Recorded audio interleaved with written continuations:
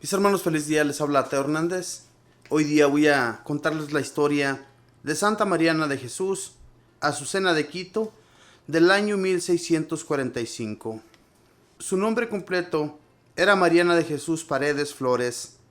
Nació en Quito, Ecuador, en 1618. Desde los 4 años quedó huérfana de padre y madre y al cuidado de su hermana mayor y de su cuñado, quienes la quisieron como una hija. Desde muy pequeñita demostró una inclinación hacia la piedad y un enorme aprecio por la pureza y por la caridad hacia los pobres. Ya a los 7 años invitaba a sus sobrinas, que eran casi de su misma edad, a rezar el rosario y a hacer el Vía Crucis. Se aprendió el catecismo de tal manera bien que a los 8 años fue admitida a hacer la primera comunión, lo cual era una excepción en aquella época. El sacerdote que le hizo el examen se quedó admirado de lo bien que esta niña comprendía las verdades del catecismo. Al escuchar un sermón acerca de la cantidad tan grande de gente que todavía no lograba recibir el mensaje de la religión de Cristo, dispuso irse con un grupo de compañeritas a evangelizar paganos. Por el camino las devolvieron a sus casas, porque no se daban cuenta de lo grave que era la determinación que habían tomado. Otro día se propuso irse con otras niñas a una montaña a vivir como anacoretas, dedicadas al ayuno y a la oración.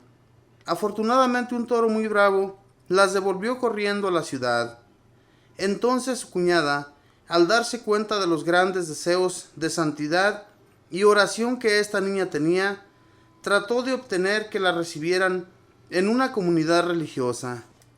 Pero las 2 veces que trató de entrar de religiosa, se presentaron contrariedades improvistas que no le permitieron estar en el convento. Entonces ella se dio cuenta de que Dios la quería santificar quedándose en el mundo. Se construyó en el solar de la casa de su hermana una habitación separada y allí se dedicó a rezar, a meditar y a hacer penitencia. Había aprendido muy bien la música y tocaba hermosamente la guitarra y el piano. Había aprendido a coser y a bordar, y todo esto le servía para no perder tiempo en la ociosidad. Tenía una armoniosa voz y sentía una gran afición por el canto, y cada día se ejercitaba un poco en este arte. Le agradaba mucho entonar cantos religiosos que le ayudaban a meditar y a levantar su corazón a Dios. Su día lo repartía entre la oración, la meditación, la lectura de libros religiosos, la música, el canto y los trabajos manuales. Su meditación preferida era pensar en la pasión y muerte de Jesús. En el templo de los padres jesuitas encontró un santo sacerdote que hizo de director espiritual y le enseñó el método de San Ignacio de Loyola, que consistía en examinarse 3 veces por día la conciencia, por la mañana para ver qué peligros había en el día y evitarlos y qué obras buenas tendremos que hacer. El segundo examen al mediodía, acerca del defecto dominante, aquella falta que más cometemos, para planear cómo no dejarnos vencer por esas debilidades.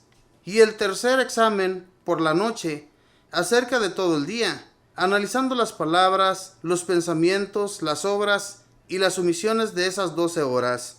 Estos 3 exámenes le fueron llevando a una gran exactitud en el cumplimiento de sus deberes de cada día.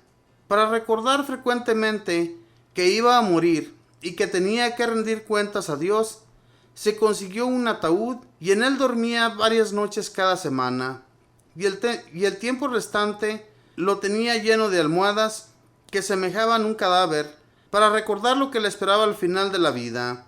Se propuso cumplir aquel mandamiento de Jesús: quien desea seguirme, que se niegue a sí mismo. Y desde muy niña empezó a mortificarse en la comida, en el beber y en el dormir. En el comedor colocaba una canasta debajo de la mesa.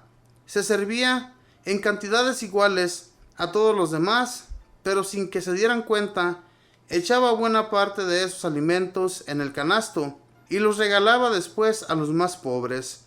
Uno de los sacrificios que más le hacía sufrir era no tomar ninguna bebida en los días de mucho calor, pero la animaba a esta mortificación en pensar en la sed que Jesús tuvo que sufrir en la cruz. Se colocaba en la cabeza una corona de espinas mientras rezaba el rosario. Muchísimos rosarios los rezó con los brazos en cruz. Como sacrificio se propuso no salir de su casa sino al templo, y cuando alguna persona tuviera alguna urgente necesidad de su ayuda. Así que el resto de su vida estuvo recluida en su casa. Solamente la veían salir cada mañana a la Santa Misa y volver luego a vivir encerrada, dedicada a las lecturas espirituales, a la meditación, a la oración, al trabajo y a ofrecer sacrificios por los pecadores. Se propuso llenar todos los días de frecuentes actos de amor a Dios. Cada día rezaba 12 salmos de la Sagrada Biblia. Ayunaba frecuentemente. Mariana recibió el don de consejo, y así sucedía que los consejos que ella daba a las personas les hacían inmenso bien. También le dio a conocer nuestro Señor varios hechos que iban a suceder en el futuro, y así como ella los anunció, así sucedieron, incluyendo la fecha de su muerte, que según anunció, sería un viernes 26. Tenía un don especial para poner paz entre los que peleaban y para lograr que ciertos pecadores dejaran su vida de pecado. A un sacerdote muy sabio, pero muy vanidoso, le dijo después de su brillantísimo sermón: «Mire, padre, que Dios lo envió a recoger almas para el cielo y no a recoger aplausos de este suelo». Y el padrecito dejó de buscar la estimación al predicar. En una enfermedad le hicieron una cirugía y la muchacha de servicio echó en una matera la sangre que le habían sacado a Mariana, y en esa matera nació una bellísima azucena. Con esa flor la pintaban a ella en sus cuadros, y azucena de pureza fue esta santa durante toda su vida.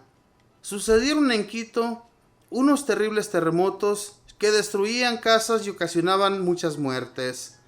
Un padre jesuita dijo en un sermón: «Dios mío, yo te ofrezco mi vida para que se acaben los terremotos».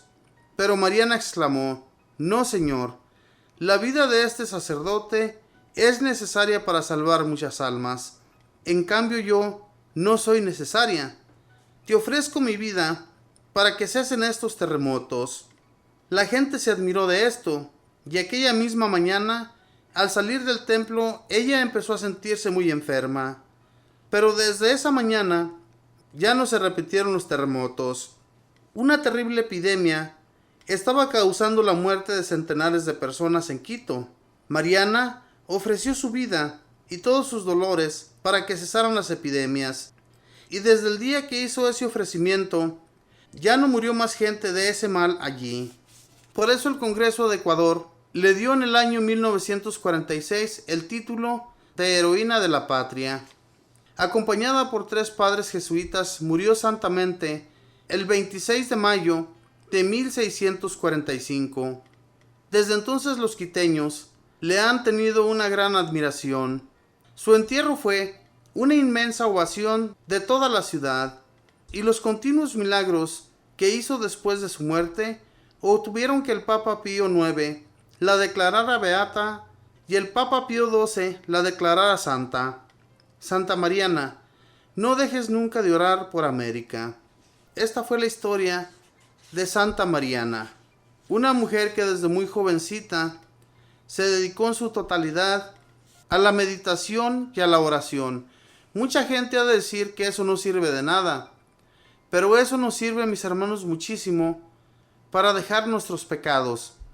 Si nosotros nos dedicáramos muchísimo más a la oración y a la meditación, en hacer penitencia y todo eso que nos ayuda a recoger muchas almas para Dios, todo lo que ofrezcamos, si lo ofreciéramos, mis hermanos, por los más necesitados, por los que están llenos de pecados, les aseguro que habría muchas conversiones de nuestros hermanos allá en las calles, allá en aquellos lugares de pecado, donde existe la prostitución, donde hay tanto alcoholismo, donde hay drogadicción, y todo eso, mis hermanos, con nuestras oraciones, con nuestra meditación y con nuestros ayunos servirían mucho para ganar esas almas para Dios. Pero somos tan flojos que no somos capaces ni siquiera de hacer unos cuantos minutos de oración. Y entonces, ¿de qué manera vamos a ayudar a todos nuestros hermanos a que Dios nuestro Señor abra sus corazones y ellos cambien su procedimiento? En realidad no podríamos lograr hacer nada si nosotros no nos ponemos a orar, si nosotros no nos ponemos a ayunar, como esta jovencita lo hacía. Aunque ella quiso muchas veces entrar a una comunidad religiosa, nunca fue admitida, pero tal vez porque era muy jovencita, tal vez porque hubo impedimentos de su familia, nosotros no sabemos. Lo que sí, que cuenta su historia, que se construyó un cuarto separado de la casa de su hermana para allí irse a meditar, irse a orar, irse a leer, irse a hacer tantas cosas, que nunca estuvo de ociosa, cosa que nosotros muy continuamente llevamos a cabo, estar de ociosos.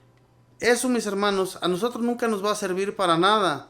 Si no dejamos de ser ociosos, nunca vamos a ayudar a nadie en su conversión, ¿verdad? La conversión se adquiere a través de nuestras oraciones, a través de las meditaciones que hagamos ante Dios. Entreguémonos más a Dios, mis hermanos, y Dios va a ayudar a muchos hermanos que andan por allá en el pecado a convertirse por nuestra oración. Que Dios les bendiga.